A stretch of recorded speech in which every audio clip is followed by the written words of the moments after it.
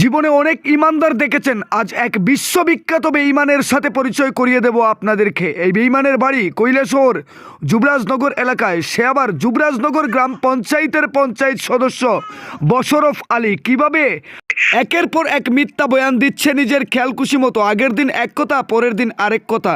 এত বড় একজন বিশ্ববিখ্যাত বেঈমানের সাথে আপনাদেরকেও পরিচিত করিয়ে দেব এই সংবাদের মাধ্যমে। আমি ওসিরে কইছি মোবাইল আমার টাইম আমি ও দোকানের উবার টাইম আর্থিক মেম্বারে ফাটাই দিন মোবাইল আমি দিমু তোরেও কথা কইছি এর বাজার তোরা যদি মারিলে বেটাই কেন বেটাই কর কিতা জানো তুই আমি তার দেবতাকে নিয়া তোরে দিলাইছি কর ওটা মানা যায় মোবাইল এমনি অর্ধেক বাড়ি রয়েছে আমি আর প্রধান করে দিয়ে আরাম অর্ধেক বার আমি আগলো টান দিয়ে আনছি তাই আমি আইছে মোবাইল উবা তো আর আমার মোবাইল যে আমি যে ফোন করি কাউরে কইতাম বলে কই দিও আর্থিক স্যারে মোবাইল আমার আইন রং করতে তাই আইকুয়া আমার মোবাইল রিচার্জ নাই এমন দিন ফোন যায় না একটু পশ্চিম সাইডে আর্থিক স্যার আমার উবাতে লাল শক্তি নিউজ করে দেয় এ আমার মোবাইল টালমারি চার্জ করতে আর আমি যেগুলো তাই আমি ডং করে শুধু একটা আমি মোবাইল ইয়া বলির পশ্চিম সাইডে এখানে আইছি মনে কয় যে ড্যান্ডেট খাই, মনে কয় যে ইরু খাই, মনে কয় যে ডারাস খাই। উত্তর পার খাইছি পেপারের বিড়ি কাজ করছে, তা তো তোমার চিন্তা নাই। ও ঘরে ঘরে মুখ করতে কালে কালে চশমা। এইবার আপনারাই ভাবুন কত বড় মিথ্যাবাদী এই যুবরাজনগর গ্রাম পঞ্চায়েতের জেল ফেরত মার্ডার কেসের আসামি এই বশরফ আলী। অপর এক পঞ্চায়েত সদস্য আতিক মিয়া, সেও আবার জেল ফেরত মার্ডার কেসের আসামি। এবং বশরফ আলী তার নিজের মুখে স্বীকার করে, যখন সে আতিক মিয়ার পকেট থেকে মোবাইলটা টান দিয়ে এনেছিল ঠিক তখনই তার সঙ্গে ছিলেন যুবরাজনগর গ্রাম পঞ্চায়েতের প্রধান অর্থাৎ শরীফ আলী।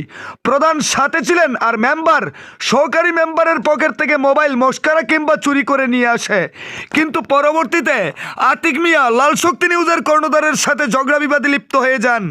তারপর আমরা বাধ্য হয়ে থানা এবং সমস্ত উপস্থিত জনগণের কাছে বিচার প্রার্থী হই। সঙ্গে সঙ্গে থানার পুলিশ বাবু অর্থাৎ রুলিয়ানা দারলং আতিক মিয়ার ফোন নাম্বারে ফোন করলে দেখা যায় ফোনটা বশরফ আলী রিসিভ করেছেন।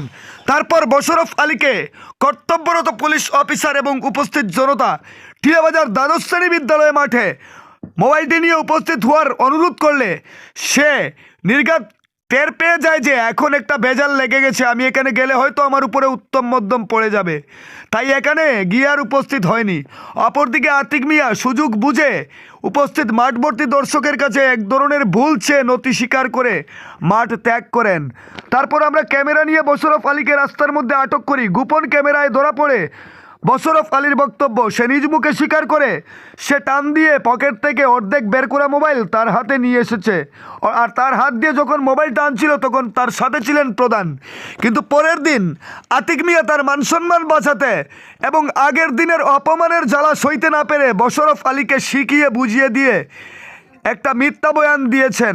পরের দিন এই মিথ্যাবাদী বশরফ আলী বলে মোবাইলটা নাকি লাল শক্তি নিউজের কর্ণধার আতিক মিয়ার পকেট থেকে তার হাতে দিয়েছেন। বাহ, কি আশ্চর্যজনক ব্যাপার! সাথে ছিলেন প্রধান আর চুরি করেছেন মোবাইল মেম্বার, আর যার চুরি করেছেন সেও আবার পঞ্চায়েত সদস্য অর্থাৎ মেম্বার।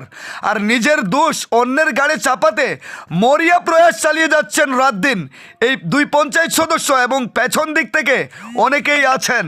তবে খোলা জানালা সংবাদ মাধ্যম একাধিক সংবাদ চ্যানেলের দ্বারস্থ হলে এই মিথ্যা নিউজ কেউ করতে রাজি হননি। তারপর আসামের একটা নিউজ চ্যানেল এবং পরবর্তীতে গতকাল বিশালগড়ের একটা নিউজ চ্যানেল থেকে কোনো মতে লাল শক্তি নিউজকে হেয় প্রতিপন্ন করবার জন্য একটা নিউজ প্রকাশ করেছিলেন, কিন্তু তার 24 ঘন্টা পার হয়নি ওই নিউজ চ্যানেলের মালিকগুলো নিউজগুলো ডিলিট করে দিয়েছেন। কারণ সত্যকে মিথ্যা বানানো যায় না, আর শাক দিয়ে কখনো মাছ ঢাকা যায় না। এরা যে মিথ্যাবাদী তা কৈলাসহরের মানুষও বুঝে গেছে। এই বেঈমানদের কি শাস্তি হওয়া উচিত তা বিবেচনা করবেন কমেন্টের মধ্যে।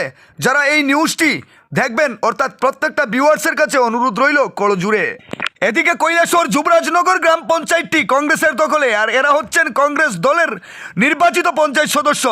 একটা দায়িত্ববান পঞ্চায়েত সদস্যরা যদি আগের দিন এক কথা পরের দিন এক কথা নিজের দোষ অন্যের গায়ে চাপাতে হেয় প্রতিপন্ন হ্যারাসমেন্ট করার চেষ্টা করেন মানুষকে, তাহলে এরা কিসের জন্য পঞ্চায়েতের দায়িত্বে রয়েছেন?